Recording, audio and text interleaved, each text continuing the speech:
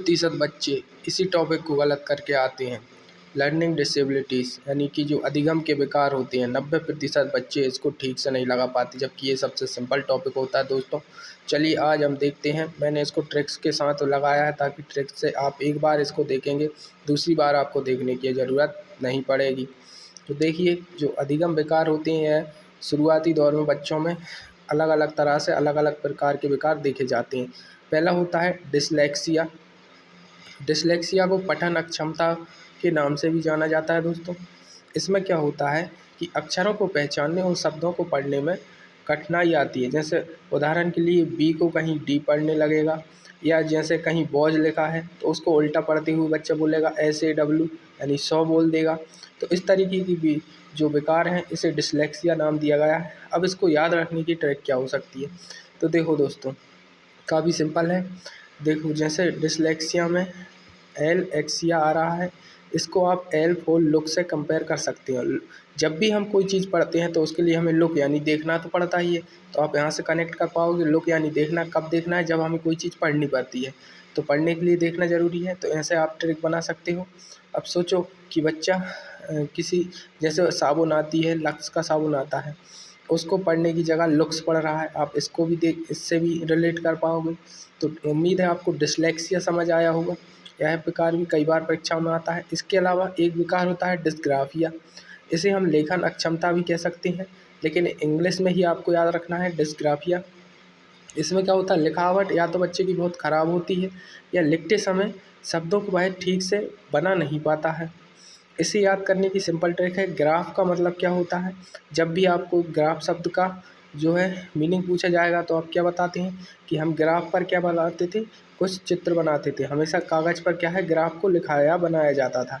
तो ग्राफिया शब्द में ही ग्राफ छुपा है। इससे हम ग्राफिया को याद रखें कि यह लेखन संबंधित विकार है। इसके अलावा अगला है डिसकैलकुलिया। अब इसमें तो सीधा सीधा कैलकुलेटर वाला कैलकुलिया छुपा है।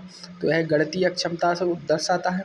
गणितीय गणना, जोड़ घटाना, गुणा आदि को करने में दिक्कत आती है। तो इसका जो कैलकुलिया है, इसमें कैलकुलेटर जैसा लग रहा है, तो यही इसकी ट्रिक है। कैलकुलेटर यानी कि गणितीय गणना, तो यह क्या है, गणितीय अक्षमता को दर्शाने वाला, गणना की अक्षमता को दर्शाने वाला विकार है।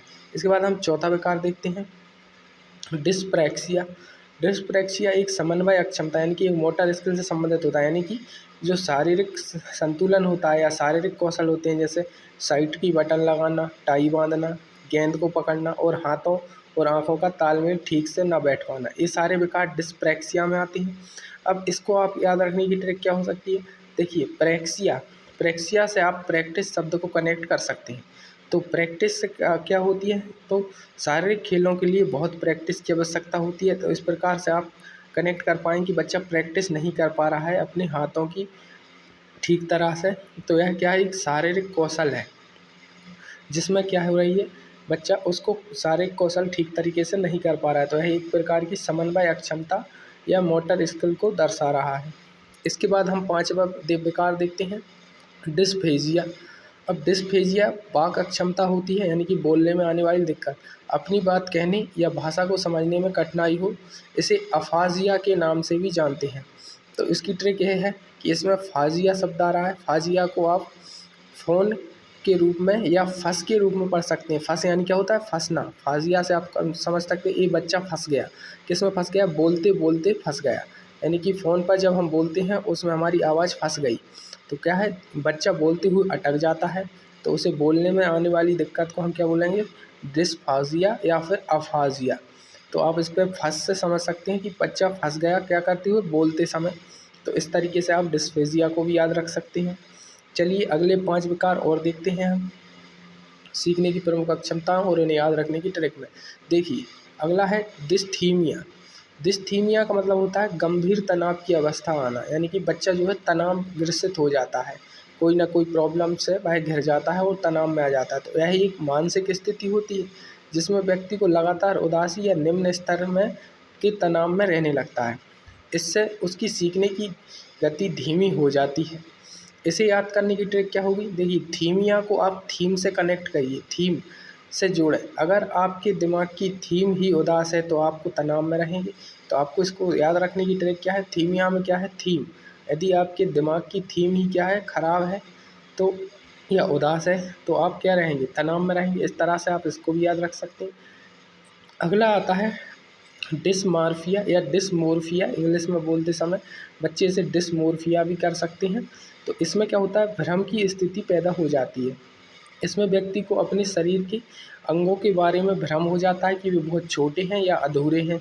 जैसे वह सोचता है मेरे मेरे हाथ तो किसी और बच्चे के हाथ से कंपेयर करके मेरे तो बहुत छोटे हैं, मुझे तो कोई बीमारी है, इस तरह से वह सोचने लगता है। वह अपनी तुलना दूसरों से करने लगता है। तो इसमें जो मोर्फ का है, इसका मतलब होता है रूप बदलना। मोर्फ शब्द ही क्या होता है, रूप बदलने से संबंधित है। उसे लगता है कि उसका रूप यानी कि जो मोर्फ है दूसरों से खराब या अजीब है।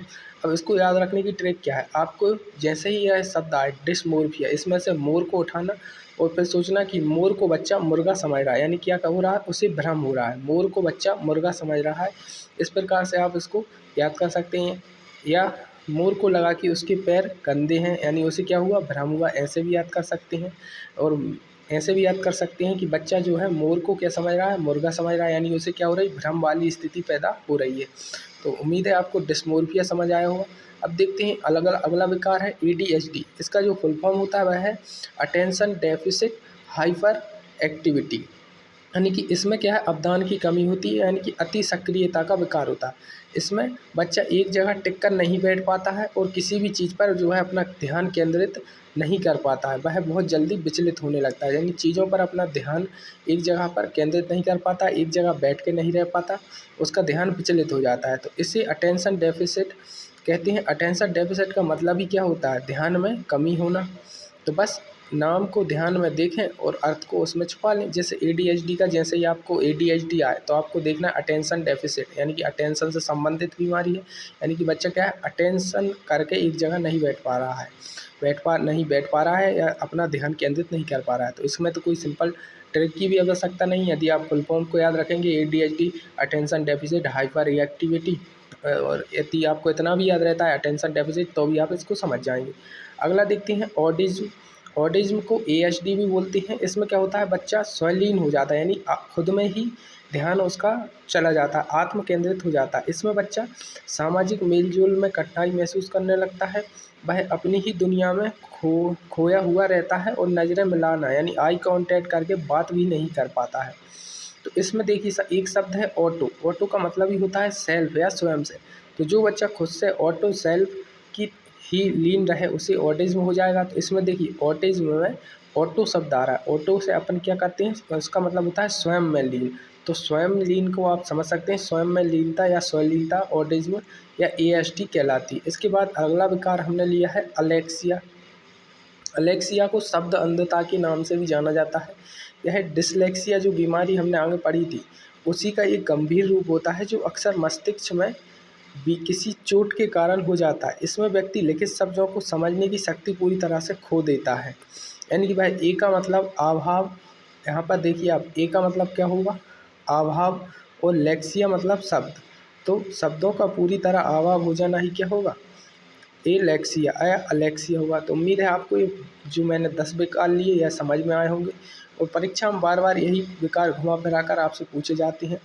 तो उम्मीद है इस बार आपसे जब परीक्षा में पूछे जाएंगे तो आप 1 या 2 नंबर यहाँ से पक्के कर ही लेंगे। धन्यवाद।